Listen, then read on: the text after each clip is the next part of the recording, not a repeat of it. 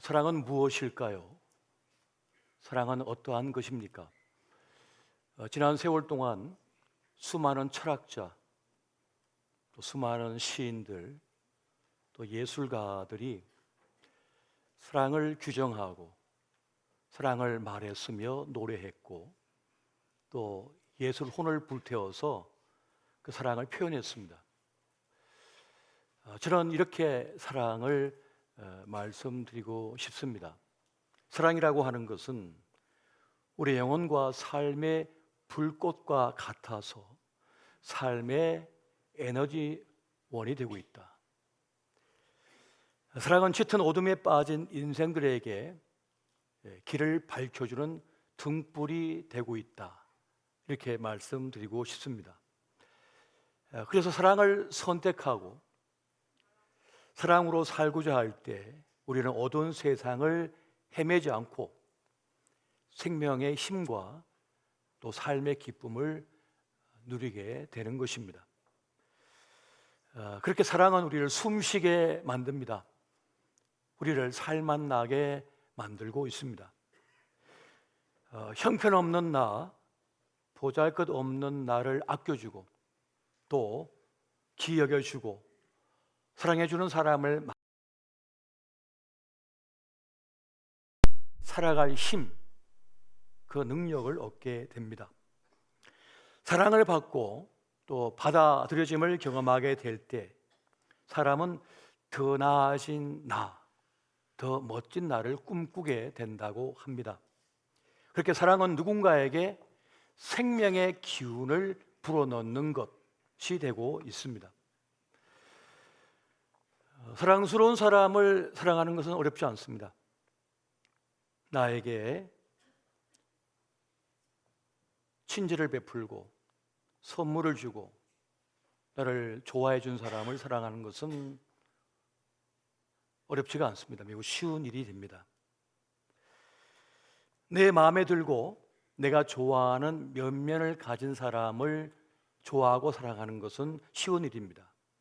반대로 마음에 드는 구석이 없고 불편한 사람을 아끼고 사랑하는 일은 무척 어려운 일이 되고 있습니다. 사랑하는 마음보다는 자꾸만 정죄하는 마음이 생기고 또 밀어내고 싶은 마음이 든다 할지라도 애써 그것을 이기고 사랑을 선택하고자 할 때 우리 영혼은 신성을 회복하게 됩니다. 하나님의 성품, 그 사랑의 성품, 신성을 회복하게 되는 것입니다.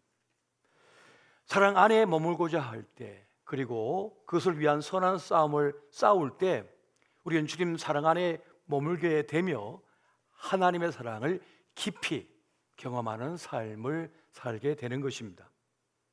그렇게 하나님의 사랑을 경험하는 사람은 힘겨운 세상을 살아갈 힘을 공급받게 되는 것입니다. 평범한 일상 속에서 만나는 모든 사람들을 귀하게 여기고자 하고 또 그들을 아껴줄 때 우리는 하나님의 사랑의 길로 들어서게 되고 그 사랑의 길을 통하여 우리는 인생을 보람되게 또 멋지게 살아내게 됩니다. 오늘 우리가 성경을 통해서 하나님으로부터 배워야 할 사랑은 바로 허물을 덮어주는 사랑입니다. 오늘 본문의 말씀 베드로전서 4장 8절에 보면 이런 말씀이 있습니다. 무엇보다도 뜨겁게 서로 사랑할지니 사랑은 허다한 죄를 덮느니라. 허물을 덮어주는 사랑이 하나님의 사랑이라고 하고 있습니다. 정죄의 의식에서 벗어나서 서로 불쌍히 여기며 위로할 수 있어야 된다라고 말하는 것입니다. 우리는 서로의 연약함, 부족함, 취약함을 인정할 수 있어야 하겠습니다. 잘 살아보려고 했습니다. 열심히 살았습니다.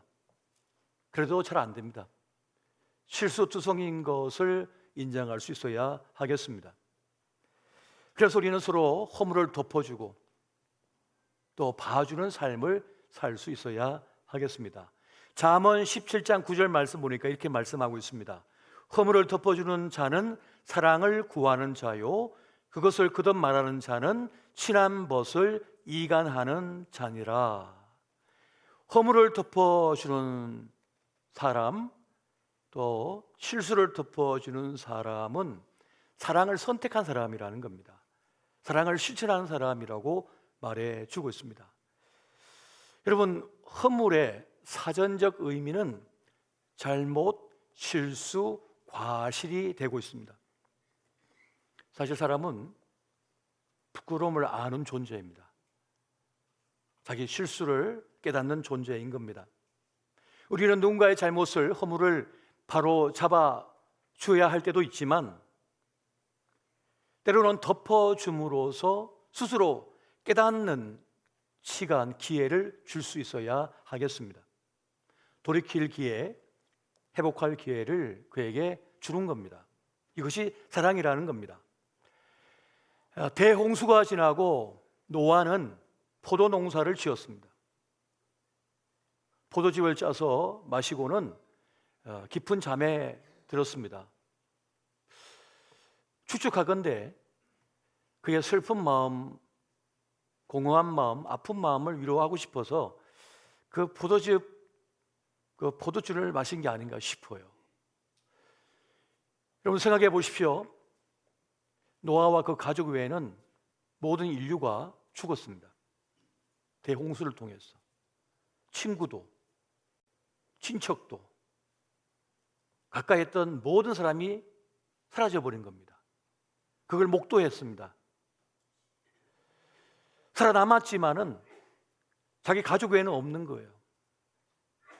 그러면서 포도 농사를 지었는데 쉽진 않았겠죠. 고된 농사일을 마치고 또 힘겨운 마음을 이끌고 아마 포도즙을 내서 마셨던 것 같습니다. 그리고는 잠에 들었는데 몸이 뜨거워지니까 너무 더워서 옷을 다 벗어버렸습니다. 그런데 둘째 아들 함이 이것을 봅니다. 그리고 밖에 나가서 자기 형제들에게 이 사실을 알려버립니다. 소문내버립니다. 이 말을 들은 셈과 야벳은 뒷걸음쳐 들어가서 벌거벗은 아버지의 몸을 덮어줍니다.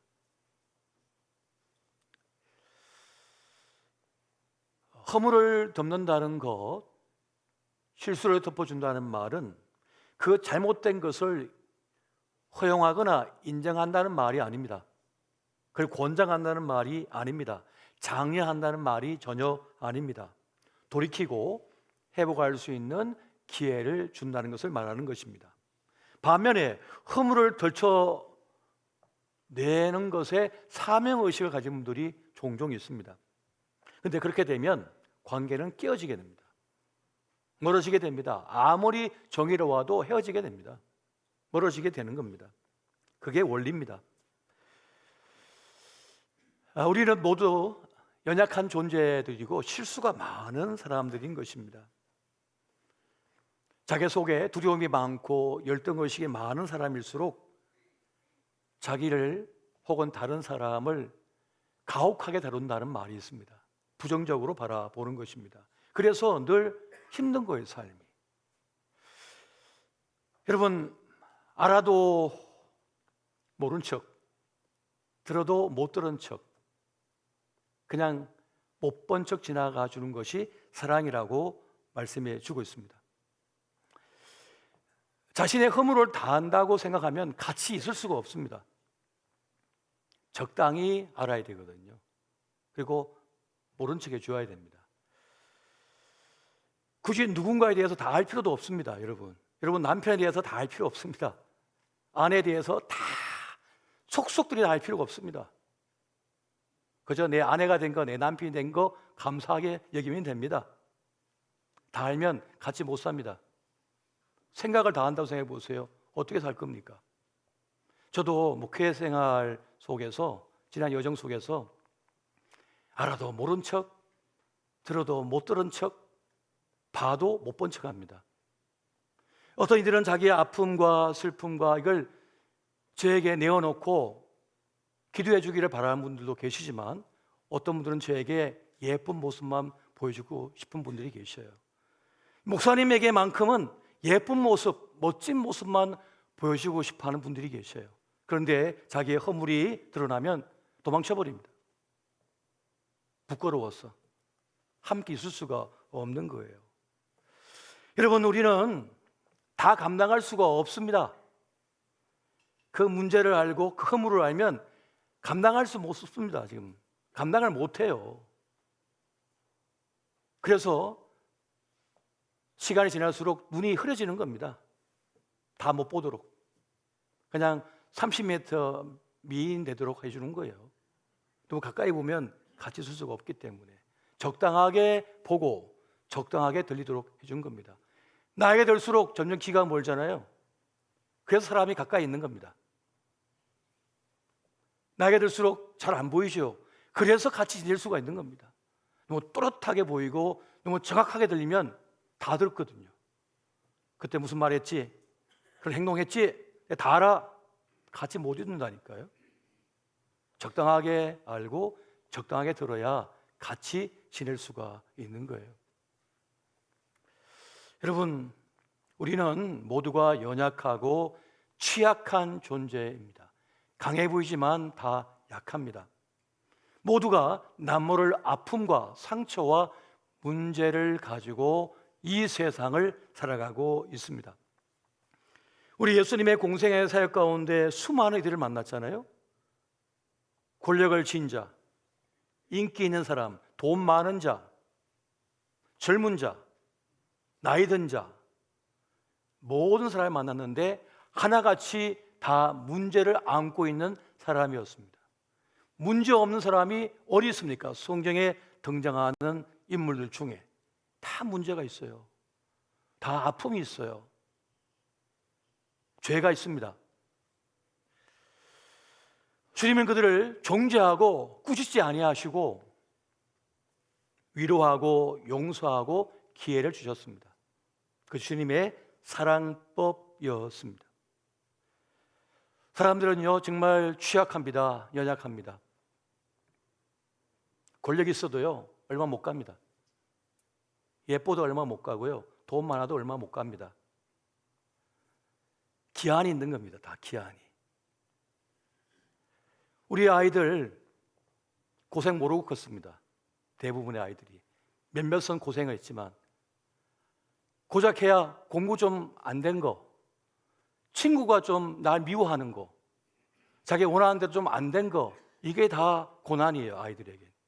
근데 여러분, 부모의 입장으로 세상이 얼마나 무섭습니까? 진짜 무서운 세상이 무엇인지 알고 있잖아요. 자기들은 몰라요. 자기는 강한 줄 알아요. 똑똑한 줄 알아요. 그러나 그렇지 않죠, 세상은. 세상은 한순간에 젊음도 예쁨도 똑똑함도 돈 많음도 아무것도 아닌 것으로 만들어버리는 것이 세상입니다. 우리는 세상을 압니다. 그리고 인간이 얼마나 취약한 존재인 줄을 압니다. 최고 학부를 나가서 소용없습니다. 최고 권력가 있어도 소용없습니다. 지금 보고 계시잖아요. 한순간이라는 거예요. 그래서 우리는 서로 연약하고 취약한 존재임을 알기 때문에 서로 불쌍히 여기라고 주님께서 말씀하는 겁니다.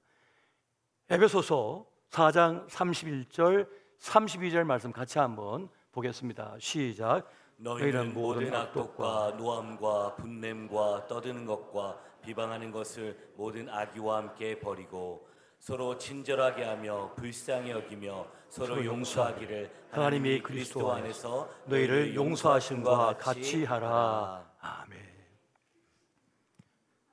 악독한 마음 갖지 말아요. 노와 분노, 분냄하지 말아요.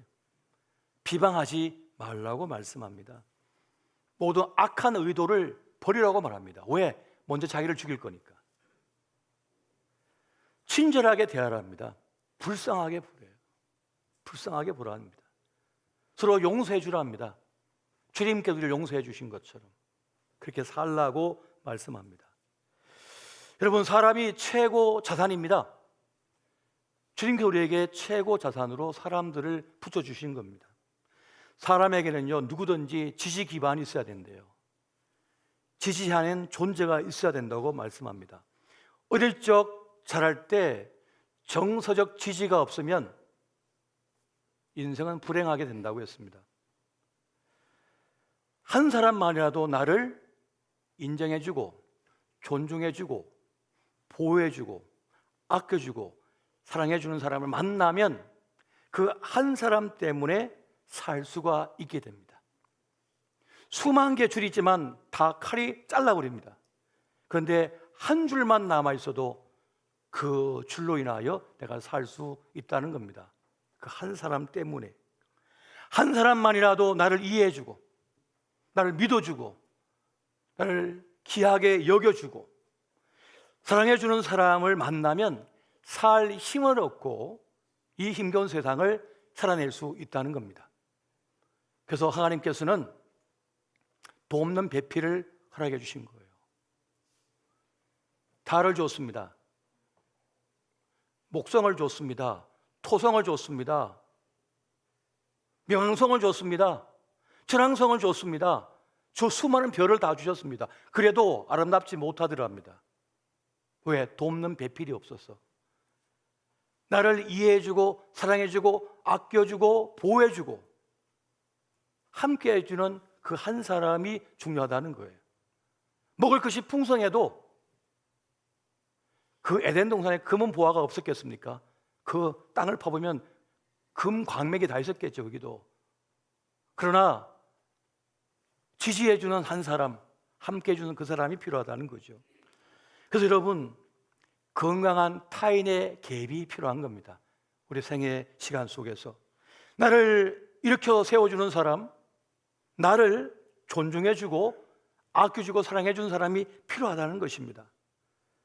괜찮아, 충분히 잘 살았어, 괜찮아, 잘하고 있어요,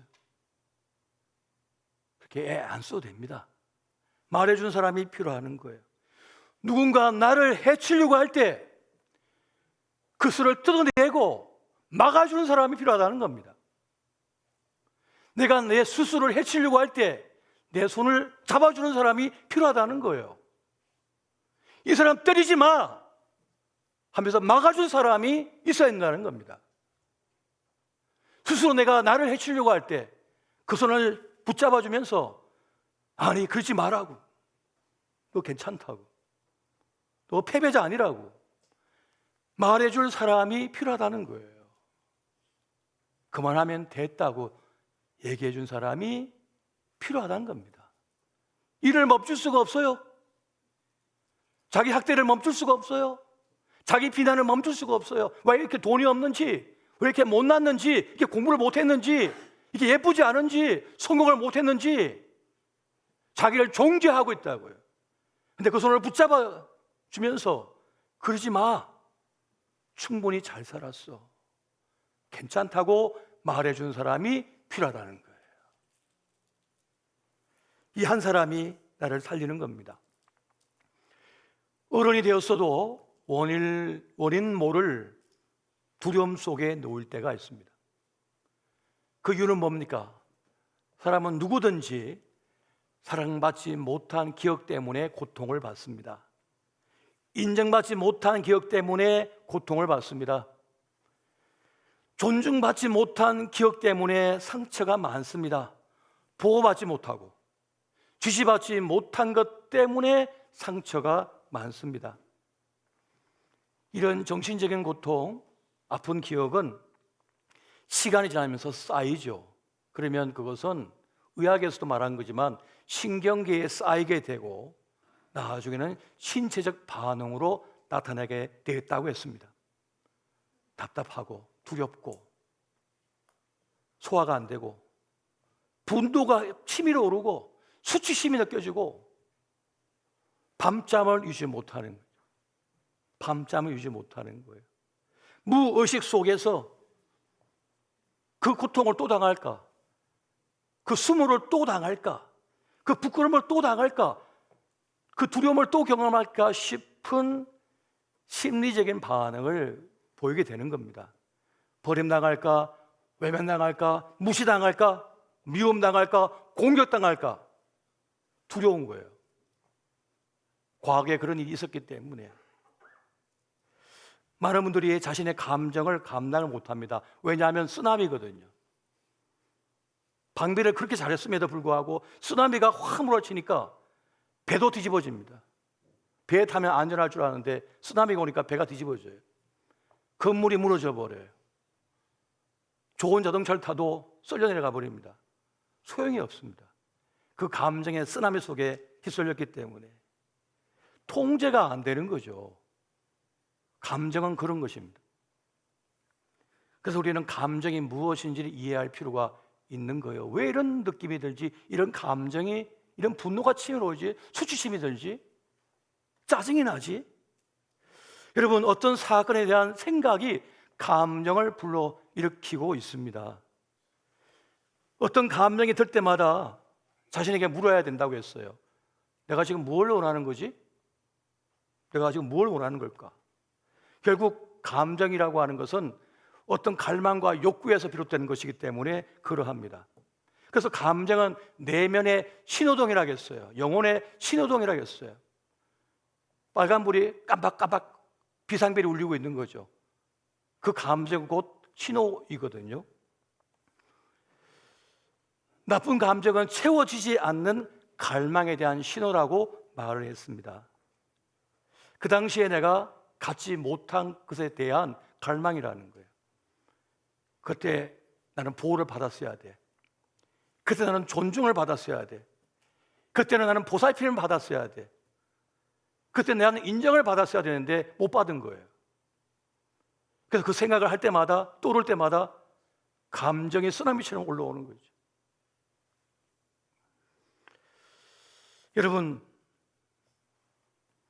보호받지 못하고 존중받지 못하고 인정받지 못하고 돌봄받지 못하고 기여김을 받지 못한 그것이 지금도 나를 불쾌하게 만들고 있는 겁니다. 힘들게 만들고 있는 거예요. 이해받아야 됐고 존중받아야 했거든요. 저도 제 아버지 생각해 보면 아버지는 아주 엄격한 분이었어요. 강한 분이셨고 그리고 저에게 완벽함을 요구했어요. 그러니까 종종 제가 말씀드리잖아요. 그 시골에 축사를 만들었는데 지붕 위에 올라가서 이제 중1짜리인데 같이 올라가서 앉아 있는 거예요. 그리고는 아버지가 망치 들어 자 못 봐 한번 톡 내려 하나 딱 박아. 자 그러면 땅 들어가게 해야 된다는 거예요. 그런데 망치도 무거운데 한 대 받고 땅 틱 머리가 삐뚤어졌어요. 이것도 못하냐? 다시 빼, 다시 펴. 그리고 또 자 땅 또 안 되는 거예요. 지금 생각할 때 아버지가 계시면 이렇게 말씀드리고 싶어요. 아빠 좀 봐주지. 왜 그렇게 엄격하게 하셨을까? 좀 봐주시지. 이제 망치 처음 들었는데 어떻게 완벽하게 박을 수가 있냐고요. 그런데 저와 같은 경험을 한 분들이 많이 계십니다. 그냥 허물을 덮어주면 되는데 그냥 봐주면 되는데 못 봐주는 거예요. 여보 왜 양말을 뒤집어서 던져놨냐고. 그럴 수도 있지. 피곤하면 신발을 가지런하게 놔야 되는데 밖에서 거친 세상에서 풍파 속에서 살아내다 보면 너무 피곤해가지고 신발을 벗다 보니까 대충 벗어놓을 수도 있죠. 근데 그거 가지고 서로 지적을 하고 종죄를 하죠. 그럴 필요가 없는데 사실은 서로 맞벌이로 힘든데 좀 봐줘야 되는데 못 봐줍니다. 왜요? 지난 과거에 그렇게 살았기 때문에 잘 안 되는 거죠. 이해를 받았어야 됩니다. 존중을 받았어야 됩니다. 귀하게 여김을 받았습니다. 이해를 받았어야 되는 거예요. 그런데 그것이 잘 되지 못한 거죠. 만약 여러분 감정 속에서 모멸감을 느끼고 불안한 감정이 들고 기분이 엄청 나빠진다면 나를 아껴달라는 신호일 수도 있습니다. 나 나도 좀 아껴줘. 나도 좀 불러줘. 왜 나만 빼놓고 갔어? 나를 더 존중해주고 아껴달라는 신호예요. 그 감정이 사실은. 존중과 사랑과 보호와 인정에 대한 갈망이라는 겁니다. 그렇게 마음에 상처가 있는 분들을 우리가 만나면서 해주어야 할 일들이 있습니다. 또 특히 다른 사람의 눈치를 자꾸 보며 쉬지 못하고 살아온 분들을 만나게 되면 그분들을 불쌍히 여기면서 그 스스로 자기 감각을 찾도록 도와주어야 합니다. 책망보다는, 종죄보다는 인정을 해줍니다. 그가 선택한 것에 대하여, 그의 말에 대하여 인정해 주는 겁니다. 엉뚱한 말을 해도 그렇게 생각하시는군요 라고 존중해 주는 겁니다. 남의 눈치를 늘 보며 살아온 분들이 계셔요. 엄한 아버지나 완벽을 요구하는 삶의 자리에 살아온 분들은 실수하면 안 됐거든요. 말 실수하면 절대 안 되거든요.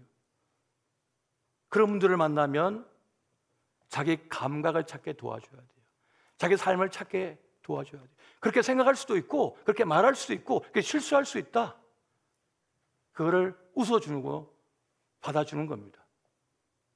그럴 수도 있지. 그렇게 말할 수도 있지. 생각할 수도 있지. 라고 하면서. 어떤 감정이 일어나신다면 이렇게 한번 물어보십시오. 그때 나에게 무엇이 필요했을까? 그리고 지금 나에게 무엇이 필요한 것일까? 그게 답입니다. 나는 더 존중받고 인정받고 보호받고 싶은 거구나. 무시당함, 공격당함에 대한 내가 두려움이 나에게 있구나. 인정받지 못함, 뒤처짐에 대한 그런 불안감이 나에게 있구나. 여러분, 서열을 늘 세우는 경쟁이 일상화된 한국 사회 속에서는 모든 사람이 피해자입니다. 모든 사람이 두려움 속에 있는 거예요. 여러분, 과거에 대한 재해석이 필요합니다.